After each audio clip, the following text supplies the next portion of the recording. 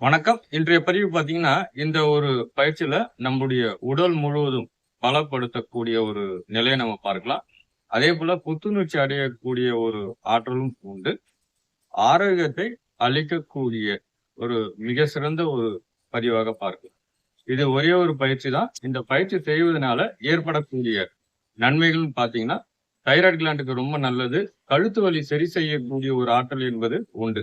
கையில் சேருகின்ற கொழுப்பு ஸ்தானம் என்பது குறைகிறது. இருதயம் மற்றும் நுரையீரல் நன்கு செயல்படக்கூடிய ஒரு ஆற்றல் என்பது உண்டு. உடல் பருமன் நன்றாக குறையக்கூடிய ஒரு ஆற்றல் என்பது உண்டு. சக்கரை வியாதிக்கு ரொம்ப நல்லது. பெண்களுக்கு யூட்ரஸ் சம்பந்தப்பட்ட பல பிரச்சனைகளுக்கு தீர்வு அளிக்கக்கூடிய ஒரு மிக சிறந்த ஒரு பதிவாக பார்க்கலாம். அதே போல கால்களில் சேருகின்ற கொழுப்பு ஸ்தானம் என்பது குறைகிறது. நம்முடைய கல்லீரல், மண்ணீரல், பித்தப்பையை ஸ்ட்ரென்தன் பண்ணும். ஒரு 25 எண்ணிக்கை நம்ம 2 சுற்றுகள் செய்து கொண்டு வரலாம். நம்ம இந்த நிலைக்கு வந்துரும். வந்துட்டு ஒரு காலை முன்னாடி கொண்டு வரோம். இது போல கொண்டு வந்துட்டு இந்த கால் இந்த நிலையில தான் இருக்கணும். உங்க கையை பின்னாடி கொண்டு போறோம். இந்த கையை இங்க கொண்டு வரோம். சாதாரண மூச்சு.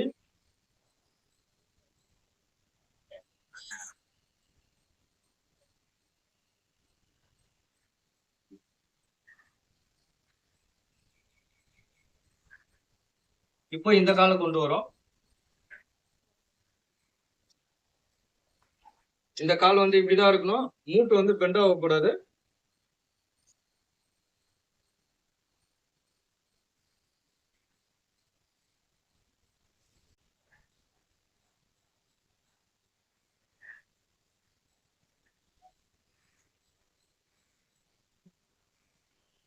உங்களுடைய சைடு பெல்லி ஃபேட் என்பது குறைகிறது. வலது இடது என்பது ஒரு சுற்று. இது இந்த பக்கம் ஒரு 25 எண்ணிக்கை, அந்த பக்கம் ஒரு 25 எண்ணிக்கை செய்து கொண்டு வரலாம். ஆரம்ப காலகட்டத்தில் ஒரு 10 எண்ணிக்கை செய்யுங்க. உங்களுக்கு எக்ஸ்பீரியன்ஸ் ஆன பிறகு ஒரு 25 எண்ணிக்கை என்பது செய்து கொண்டு வரலாம்.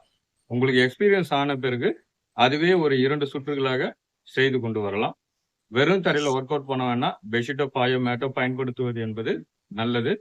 பெண்களை பொறுத்த வரைக்கும் மாதவிடாய் காலங்களில் இந்த பயிற்சிகள் என்பது செய்ய வேண்டாம். நன்றி, வணக்கம்.